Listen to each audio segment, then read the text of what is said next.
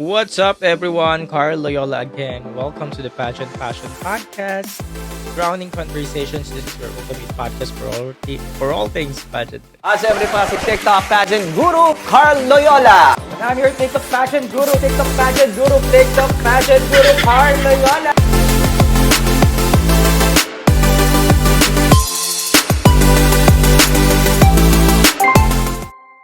Yes!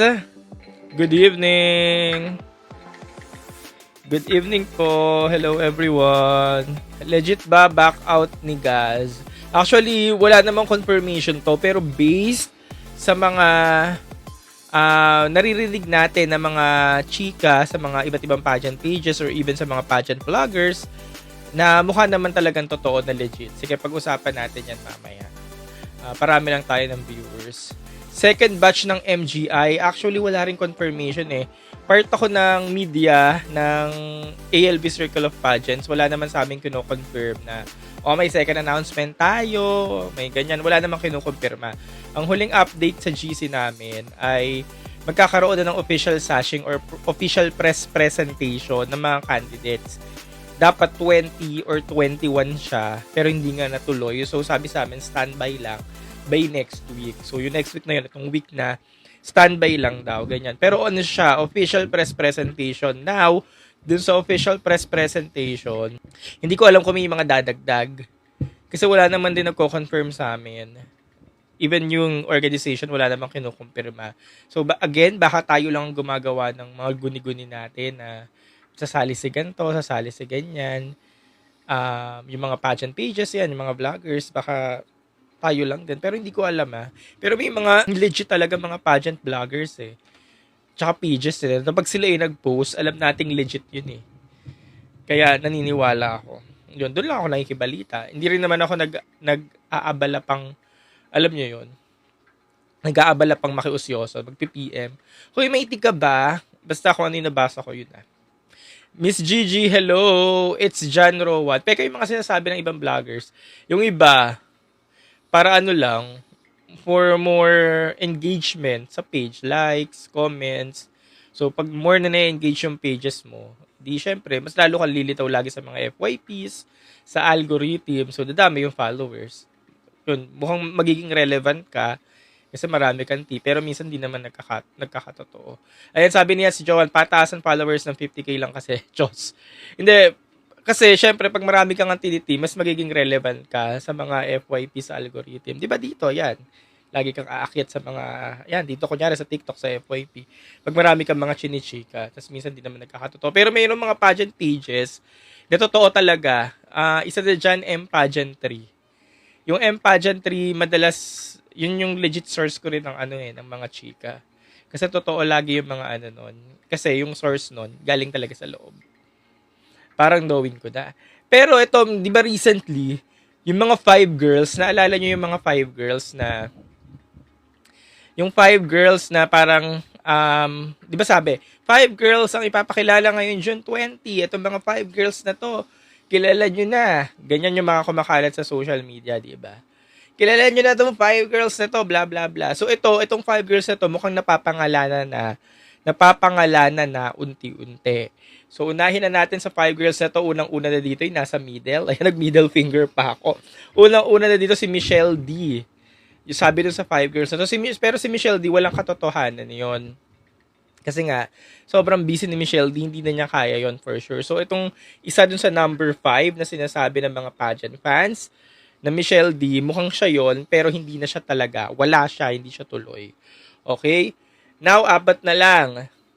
Yung isa dyan, Emma Tiglao. Pinangalanan na si Emma Tiglao recently lang pero hindi natin alam kung confirm din yon. Pero yung post kay Emma Tiglao ay nababasa ko na rin. Nag-circulate na siya all over social media.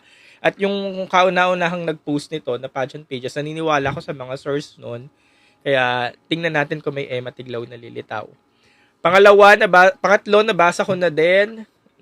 Kumakalat na rin sa social media world. Ashley Subihano. Yung Ashley Subihano, hindi ko rin alam kung confirm yun or sure yun. Pero since may buzz sa social media, umiikot siya, so ibig sabihin, baka nandyan siya. Kasi gano'n naman yun eh. Minsan pag nandyan sa around social media eh, magugulat ka na lang, nandyan pala. Now, yung pang-apat, Gazini Ganados. Mukhang siya yung pang-apat dun sa 5. Pero, wala na nga daw tong Gazini Ganados. Parang hindi na daw, or hindi na daw tutuloy. Kasi mag-giveaway daw para dun sa ilan na nandun sa 5. So, mukhang siya yung isa sa 5, si Gazini Ganados. Pero mukhang wala na talaga siya. Pero guys, hindi to confirm ha. Based lang to sa mga umikot sa social media. Ito lang ang recent chismis ha. Then, yung last na girl, it's gonna be Shannon Tampon. Not sure din, pero I think it's Shannon Tampon, yung pang last na girl dun sa 5. Okay? So, yun na pangalanan. Ako din, pinangalanan ko na yung mga 5 kumalat. Yun, feeling ko lang na sila dapat yon or sila yon, pero tingnan na lang natin kung sila nga pala, sila talaga yon. Wala naman siyang confirmation, di naman in-announce, pero let's see kung ngayon. Kuya, ulit po. O sige, ulitin natin ha. 'Di ba recently, 'di ba? 'Di ba recently bago mag-June, sabi may 5 pang i-announce bago mag-June 20, may 5 pang hahabol. 'Di ba? Umikot 'yan sa social media. Tapos yung 5 yan, kilala na daw natin. Tapos yung isa daw diyan, kilala natin. So, based lang sa aking analysis at sa pagmamasid-masid sa social media, ang 5 ito ay unang-una na si Michelle D. Siya yung pinakakilala natin. Pero walang Michelle D. Wala tayong Michelle D makikita kasi based lang naman to sa gusto ng mga pageant fans, sa pulso ng masa. Walang Michelle D pero siya yung isa dun sa 5. Number 2, Emma Tiglao. Si Emma Tiglao, parang last 2 days, umiikot na yung pangalan sa social media at may isang legit na source na nag-post nito. Kaya tingnan natin kung may Emma Tiglao na lilitaw. Pangatlo, Ashley Subihano. Eco Philippines. Yeah, Ashley Subihano. Tingnan natin kung may lilitaw. Pang-4, Gazini Ganados. Pero wala na kasing Gazini Ganados eh. Parang ang huling balita kay Gazini, umatras na.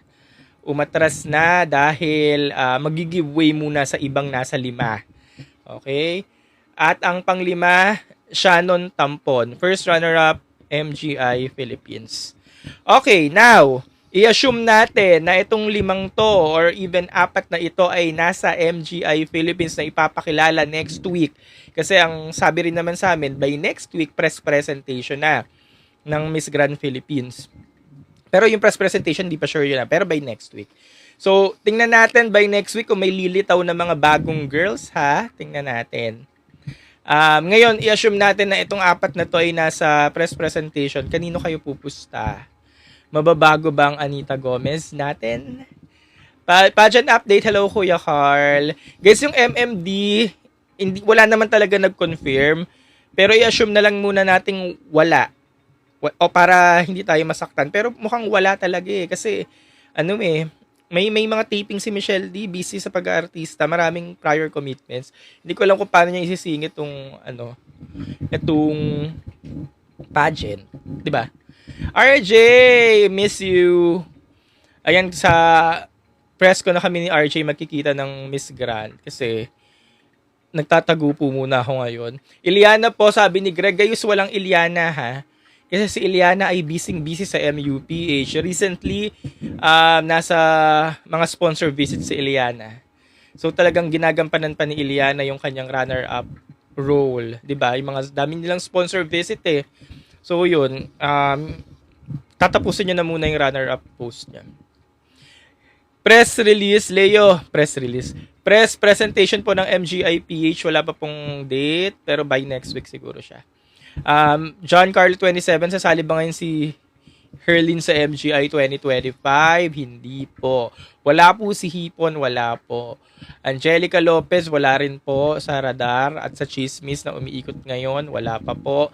Pero yun nga po, ang tanong ko, so kung may makikita pa ba kayong mga bagong girls by next week dun sa mga na-mention kong girls, kanino po kayo pupusta?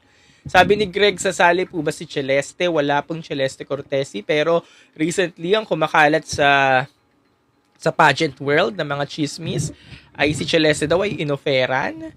Pero parang ang gusto daw ay matic na corona. Pero hindi ko alam kung totoo. Chismis lang naman yon sa mga pages na nababasa ko. Pero yun nga po, walang Celeste. Sabi ni John, Emma daw siya. Sabi ni Leo, either Emma or Anita for MGI. Sabi ni Rain, Graciela Liman. Yung Graciela Liman, yung chika about Graciela Liman, hindi ko rin sure Tingnan natin kasi parang hindi na umiingay ngayon yung pangalan ni Graciela Liman na makikita daw on the next press presentation. Dindi Pahares, ito lang, recently lang din nakita ko din ang mga picture ni Dindi Pahares. Umiikot sa mga pageant pages, sa mukhang sasali nga daw, pero mukhang hindi. Dahil mukhang mahihirapan din si Dindi. May mga hint kasi siya sa IG si Graciela dati, sabi ni Rin Kian. Pero ngayon parang nawawala na yung ingay. Pero tingnan na lang natin tingnan natin. Kasi hanggat wala namang confirmation mula sa mga social media account nila or even sa organization, so ibig sabihin wala naman talaga. Sabi ni Eros, Kuya, sorry, may nadagdag na po ba na candidates when po ilalabas? Wala pa pong balita, pero next week abang-abang tayo. Sino po ba yung na-mention nyo? Ulitin mo na lang sa live natin. 2 beses ko na inulit. Ito, sabi ni Pageant, agree ba daw ang grant kay Anita? Ayun po ang ating malalaman. Marami mga kumakalat ngayon. Tapos may mga nabasa pa ako sa mga pageant pages na ito daw si Nawat ay naging vocal daw. Di umano. Nabasa ko lang to Naging vocal daw. Hindi ko alam kung sino to. Yung mga pageant pages na puro chismis ang ang mga pinopost. So ayun nga daw, si Nawat ay di umano naging vocal daw na hindi niya daw bet si Anita because of the height. Tingnan natin kung totoo yun nabasa ko lang yun. Di ba originally MUPH ang sasalihan ni Emma? Hindi po kasi ang Pampanga, MUPH Pampanga may sariling franchise. Tapos ito nga sa pageant world, sa mga pageant pages, pinapangalanan na nga nila si Emma as laging nagka-clout pag may magagandong pageant kasi lagi nagpapaingay tapos hindi naman daw sasali.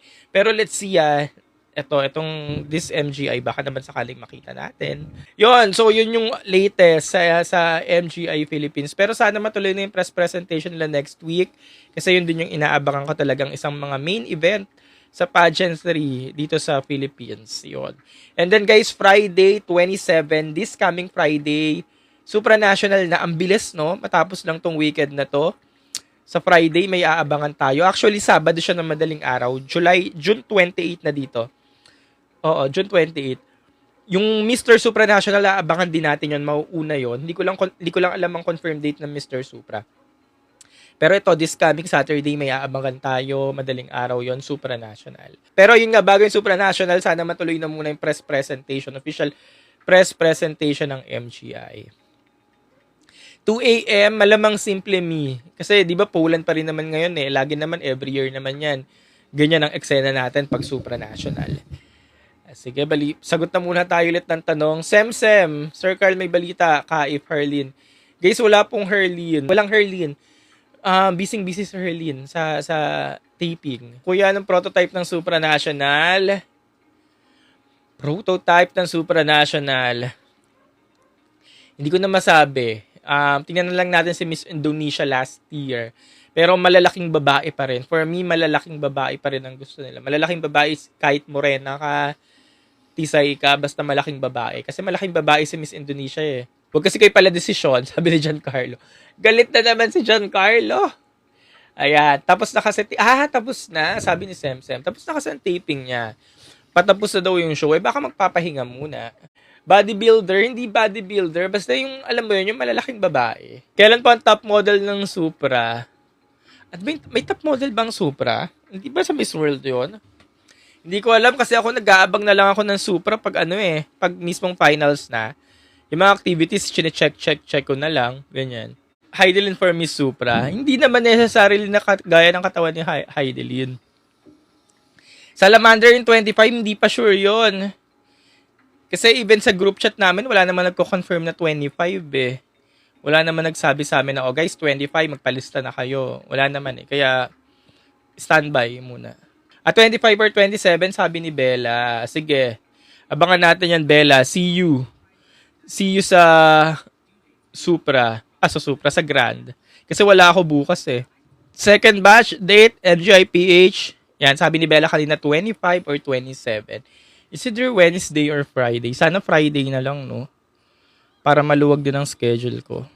Po, ito sabi ni Pageant, I think prototype ng Supra is tall, pasabog ang performance, Latina, and maraming fans. Sige, abangan natin yan. Kung ganyan talaga, let's see kung sino yung mananalo ngayon. Kasi compare natin sa 2023, 2024, and 2025, yung mananalo ngayon na Supra. Actually, excited lang ako sa Sabado eh. Kuya, big part ka. Bella naman, para naman akong institusyonan. Sabi ni Bella, Kuya, big part ka ng pageant fangirling live ko. Para naman akong institusyon. Charis, carried away sa Encantadia, Mamsi. Hindi kasi ko nanonood eh. Sabi ni Paget, maladatul si Tara. Malamutyadatul.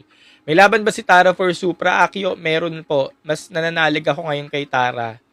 Kaysa dun sa mga nauna, bago sa Tara. Ewan ko lang. Basta nananalig ako sa kanya. Kahit runner-up finish, kaya niya.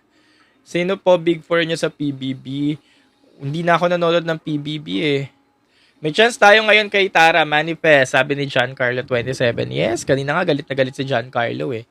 Me too, simula nung nawala si Shukla, sabi ni Nathan. Sayang nga yun eh, yung Shukla, no? Tapos ngayon, kumakalat yung mga edits ni Anthony, tsaka ni Shuvi. Eh di lahat tayo naiinggit. Lahat tayo inggit kay Shuvi ang trata. 25 ko noon, chika ng mga bakla. Sige, tingnan natin. Wala pa rin kasi sa aming confirmation eh. Sabi ni Mark, malabong Asia ang koronahan. Dial Donisha to pagpaglansya. Kasi Asian yung kinoronahan. So, hindi ka naniniwala na same continent. Oo, ayan. Ama ka na. Bella, ito sabi ni Bella, nag-adjust daw ang coronation. Yun nga guys, akala natin July na mangyayaring coronation night. So, baka magiging August na siya. Tama Bella, no? Baka magiging August na. So, ilang buwan na lang yun. O, yun first week of August na. So, ilang buwan na lang yun bago ang mismong Grand International Pageant sa October eh. Siguro daw may laban ng Germany, sabi ni Pageant. Meron naman, maganda yung prototype naman ni Germany. Wala lang siyang sash factor. Pero maganda naman yung prototype niya. Naniniwala naman akong kaya niya. Sino matinding kalaban ni Tara? South Africa. Yung Curaçao, nangangain yung pasarela. Actually, hindi ko pa nakikita. Hindi ko pa napapag-aralan yung mga nila. As in, hindi ko chine-check. Yun na, parang sa finals na. Ganun lang yung ano ko. South Africa, nakaka-starstruck ang beauty, sabi ni Pageant. Pero malabo naman yung South Africa. Pero guys, yun nga, sa Miss Grand Philippines, sino pa yung mga gusto nyo makita aside dun sa 5 na mention ko kanina? O okay na kayo dun sa listahan? Do you think fair ba? Do you think fair ba yung magaganap? Kasi nga, di ba napakilala yung mga MGIPH yung final screening nila last month. Tapos, after a month, eto na nga, nandito na tayo, June 21 na, may mga ipapakitang bago kung sakali. Sa tingin mo, magiging fair ba? Kasi parang ang dami na nila na-attendan na activities, tas bilang may lilitaw na lang basta-basta. Gusto nyo ba yon? Sino yung mga bago? Wala pa po. Pero yung sa nabinggit ko kaninang 5, isa dun yung sure na. Diba siya guys, yun lang muna. It's a very, very quickie live.